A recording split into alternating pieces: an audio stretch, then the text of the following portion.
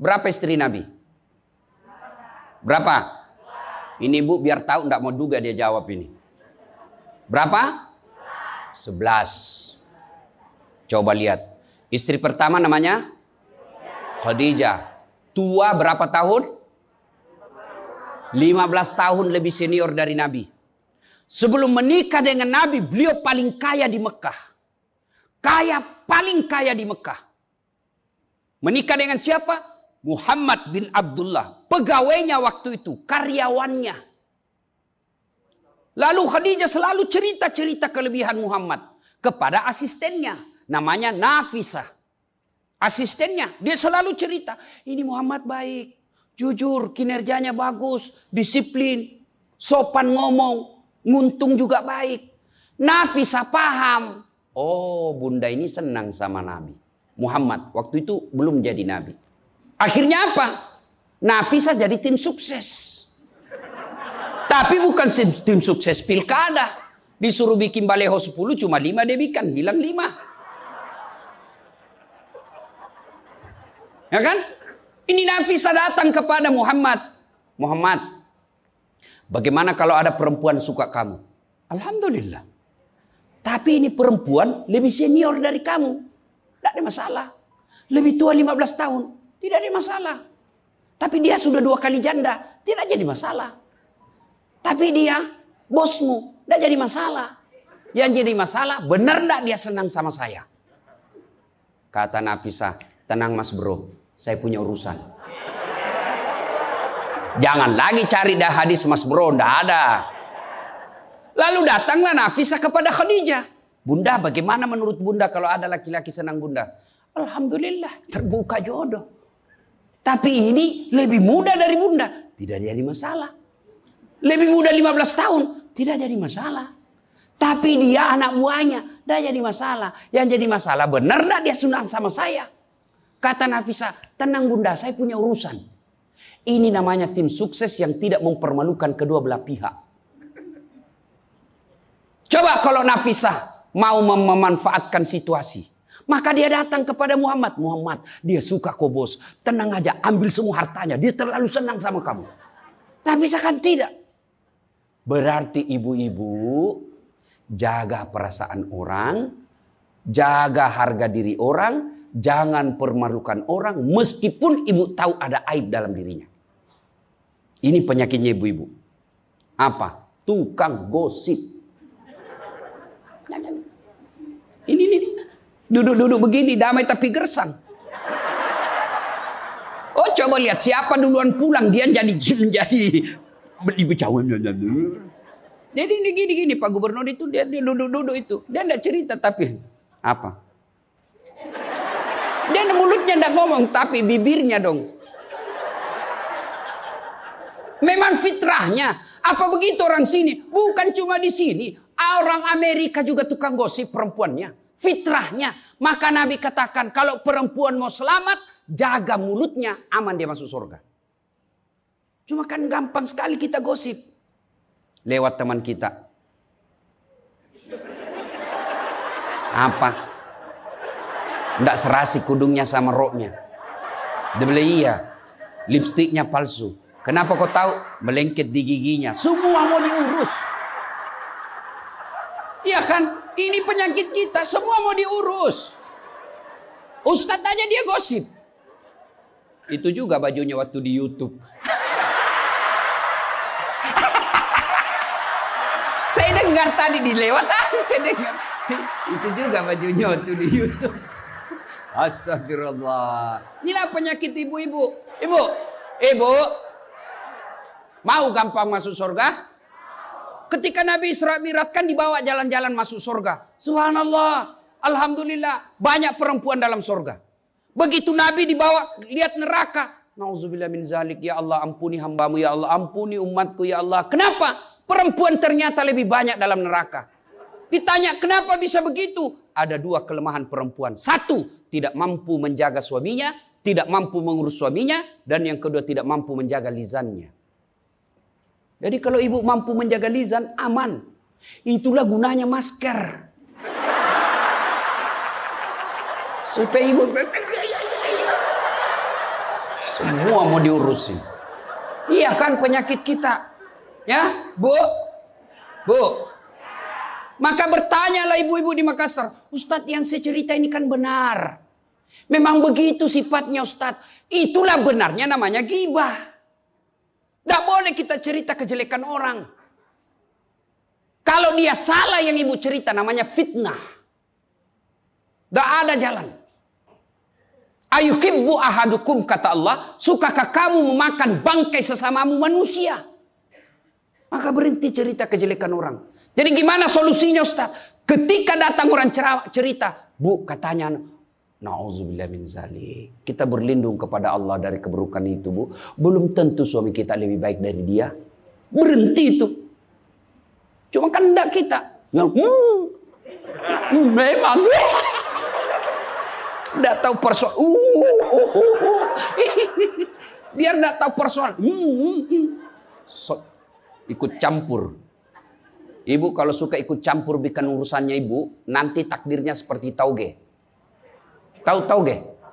Tahu tauge? Coba lihat tauge, Bu. Kita bikin soto Banjar, ada. Pecel, sayur, lemper, ada. Ada tuh kalau di Makassar ada lemper. Ayo, maka karena dia selalu ikut campur, Allah takdirkan semua tauge bengkok. Dah ada lurus toh? Maka kalau ada ibu-ibu majelis begini kumpul, teriaki saja pagi-pagi toge nih ya. Ini penyakit perempuan. Maka ini gunanya kita peringati Maulid supaya ibu-ibu pulang berhenti cerita kejelekan orang. Tidak ada gunanya, menghabiskan amal-amal kita. Nabi pernah kumpul para sahabat dan bertanya, atadruna manil muflis? Saudara-saudara sekalian, kau tahu siapa yang bangkrut nanti di akhirat? Mereka tidak sholat ya Rasul, dia sholat. Yang tidak puasa ya Rasul, dia puasa. Yang tidak haji ya Rasul, dia haji. Yang tidak bayar zakat ya Rasul, dia zakat sedekah. Kalau begitu siapa yang bangkrut ya Rasul? Jarusu wa khati'ur rahim. Tetangga yang jahat sama tetangganya dan yang suka memutuskan tali persaudaraan. Dan salah satu jahat sama tetangga dan memutuskan tali persaudaraan adalah mereka suka menceritakan kejelekan orang. Adakah orang yang senang dicerita kejelekannya? Ada? Ada? Ada ibu? Lalu untuk apa kita cerita orang? Rajin betul istrinya majelis taklim. Baik betul itu istrinya. Tapi kasihan suaminya selingkuh kiri kanan. Lalu apa untungnya ibu cerita? Bu? Hei. Hei. Satu. Pulang pengajian. Tinggalkan gosip. 2. Rasulullah setelah menikah dengan Khadijah usia 40 tahun. Nabi dilantik menjadi Rasul. Pulanglah beliau 3 hari 3 malam di atas Gua Hira. Pulang menggigil. Dia ketuk pintu. Masuklah Nabi. Kedinginan. Lalu Nabi berkata, istriku selimuti saya kedinginan. Kira-kira kalau ibu-ibu apa jawaban ibu? 3 hari 3 malam suami tidak ada kabar. Di WhatsApp tidak dibaca. Di telepon di reject. Tiba-tiba datang kedinginan, Bu. Selimuti saya, Bu. Apa jawaban ibu? Apa ibu selimuti? Enggak, diinterogasinya suaminya. Mana HP-mu? Dari mana kau ini kedinginan? Iya toh? Tapi Khadijah tidak. Khadijah tidak pernah sangka buruk kepada suaminya. Apa kata Khadijah? Sami'na wa ata'na. Hikmah yang kedua buat ibu-ibu, sangka baiklah kepada suami. Demi Allah, tidak ada kebahagiaan rumah tangga yang dipenuhi dengan sangka buruk. Ibu mau bahagia dengan suami? Mau? Hilangkan sakwa sangka, hilangkan sangka buruk. Telepon suami tidak dijawab pagi-pagi, sangka baik. Oh, berarti suami saya lagi sholat duha. 1 jam kemudian ditelepon, belum dijawab juga. Oh, berarti suamiku lagi meeting dengan gubernur. Telepon lagi siang-siang tidak jawab. Oh, berarti suamiku lagi sholat berjamaah di masjid. Sore ditelepon tidak dijawab-jawab. Oh, berarti suamiku dia lupa handphonenya. Tiba-tiba sore masuk WhatsApp teman kita. Saya lihat suamimu bonceng cewek, cantik betul. Oh, berarti suami saya lagi nge-grab.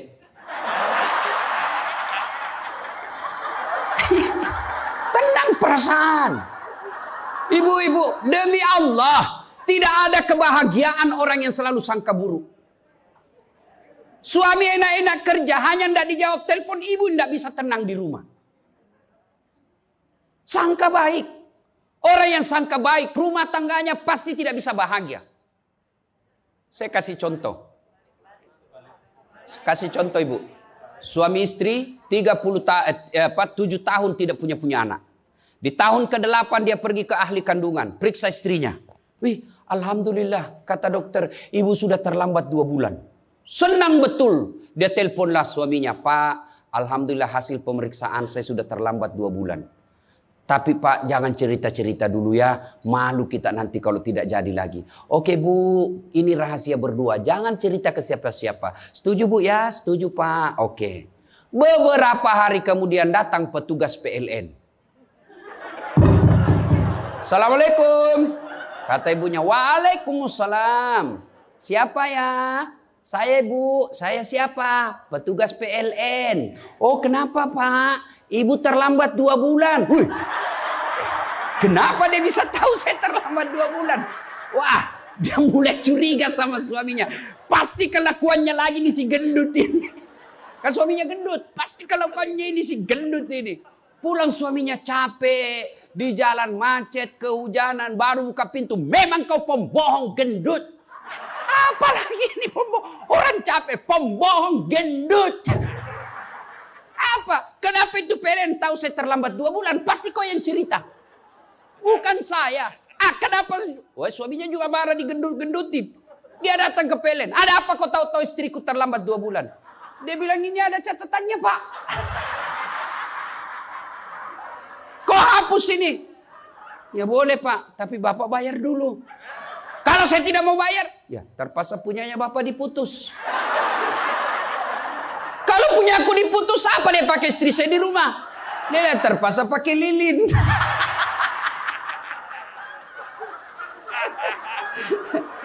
Inilah bahayanya sangka buruk. Bu. Halo Ibu. Bu.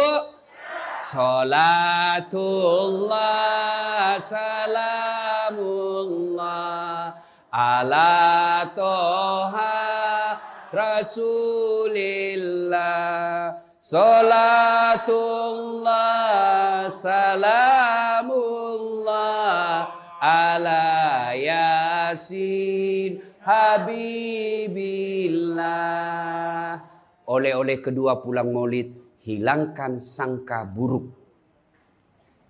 Tidak ada kebahagiaan orang sangka buruk. Begitu juga kepada pimpinan kita. Kok saya dimutasi? Sangka baik. Saya tadinya kok kepala dinas menjadi staf ahli. Berarti Bapak dianggap ahli. Ini staf ahli kan enak. Ahli yang tidak ada stafnya. Sangka baik. Oh berarti Pak Gubernur merasa saya perlu istirahat, banyak berpikir. Sangka baik. Jangan pernah sangka buruk. Tidak ada kebahagiaan orang yang sangka buruk. Sangka baik. Saya dalam hidup saya, betapa banyak Allah kasih pelajaran. Saya baru tahu maksud Allah yang baik setelah beberapa saat berlalu. Begitu ada kejadian, sangka baik saja. Tunggu akan muncul. Oh ini maknanya ini. Tamat SMA kan saya daftar polisi Bu. Tentara. Akabri. Begitu tes fisik, tidak lulus. Kenapa? Ceper. Tidak cukup tinggiku Bu. Saya protes kepada Allah. Ya Allah kenapa kau lahirkan saya dalam keadaan pendek. Kau tidak jadi rugi jadi Tuhan kalau saya jadi tentara. Teman saya lulus waktu itu Bu. Dia sekarang polisi 2 bunga. Reserse. Baret merah. Saya lulus pakai baret putih. Alhamdulillah jadi ustadz. Alhamdulillah karena baret putih saya pakai. Mulai baret hiram sampai baret merah. Saya ceramai semua. Yang terbaik. Gubernur sebelumnya kepala dinas. Tiba-tiba kita tidak ada jabatan. Sangka baik. Itulah hidup. Jangan pernah sangka buruk. Begitu juga kepada suami. Sangka baik. Tidak ada ketentraman bagi rumah tangga yang selalu disertai sangka buruk. Dan ibu enaknya jadi istri karena ibu tidak tanggung dosanya suami. Saya bilang sama istri saya, mama nyecek. Kan ibu-ibu sekarang suka sekali periksa handphone. Untuk apa periksa handphonenya suami ibu? Coba jelaskan saya, untuk apa? Ayo yang suka periksa handphonenya suami ini. Untuk apa ibu?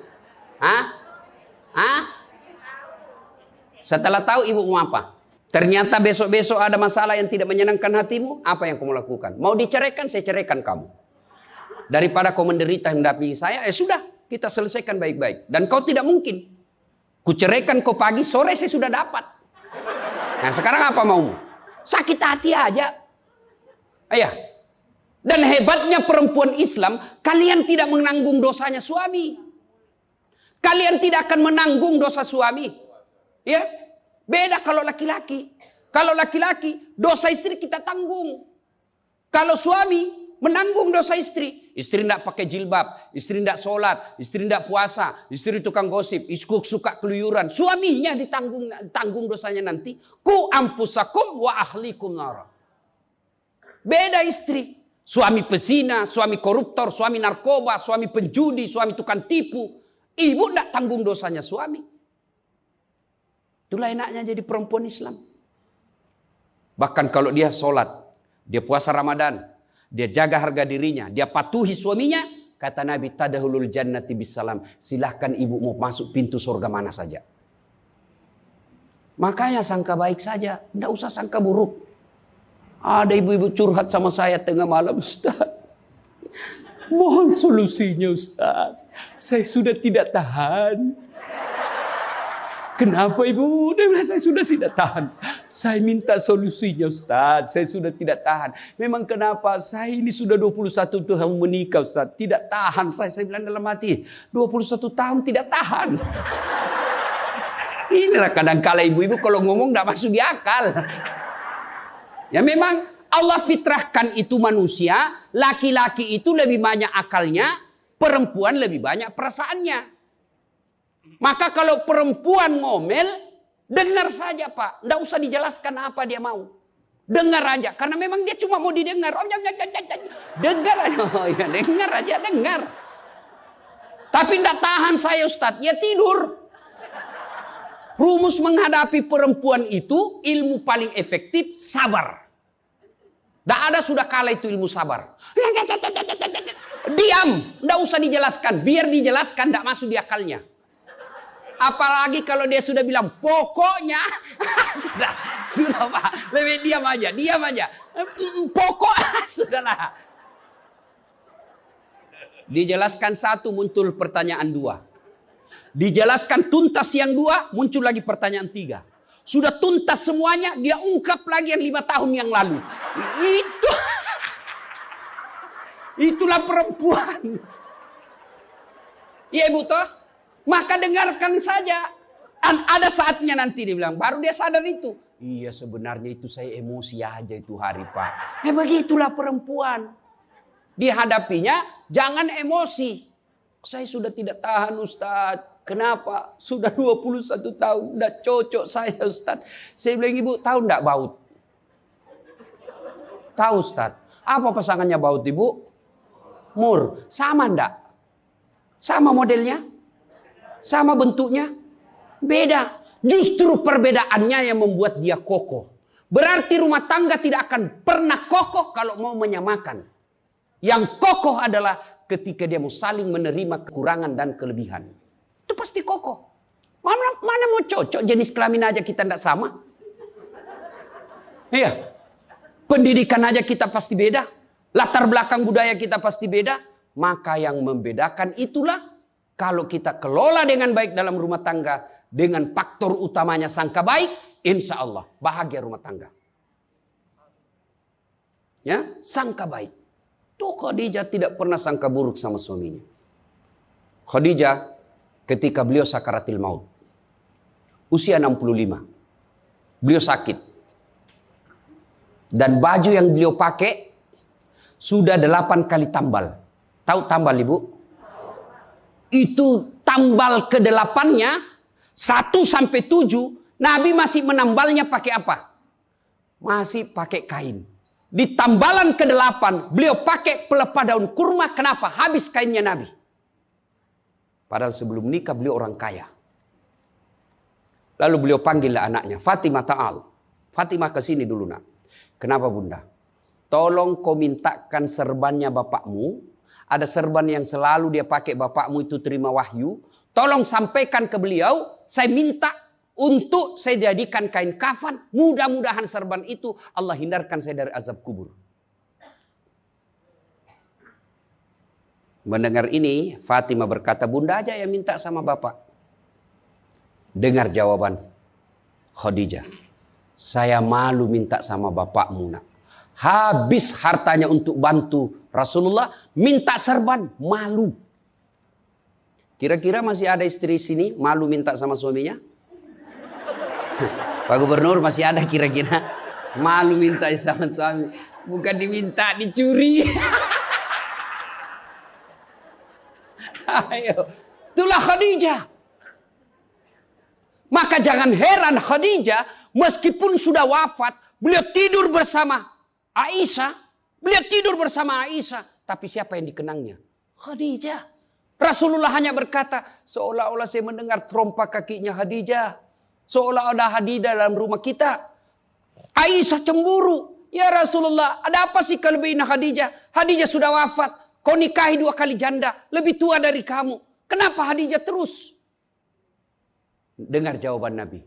Kau tidak pernah mampu mengimbangkan, menyandingkan atau menyamakan dirimu dengan Khadijah. Ketika tidak ada orang percaya kepadaku, Khadijah orang pertama yang percaya kerasulanku. Ketika orang memboikot saya tidak boleh bertransaksi ekonomi kepada Muhammad, hartanya habis untuk membantu perjuangan dakwah. Maka jangan heran Rasulullah sangat mencintai Khadijah. Jadi kalau ibu mau dicintai suami lahir batin, jadilah seperti Khadijah.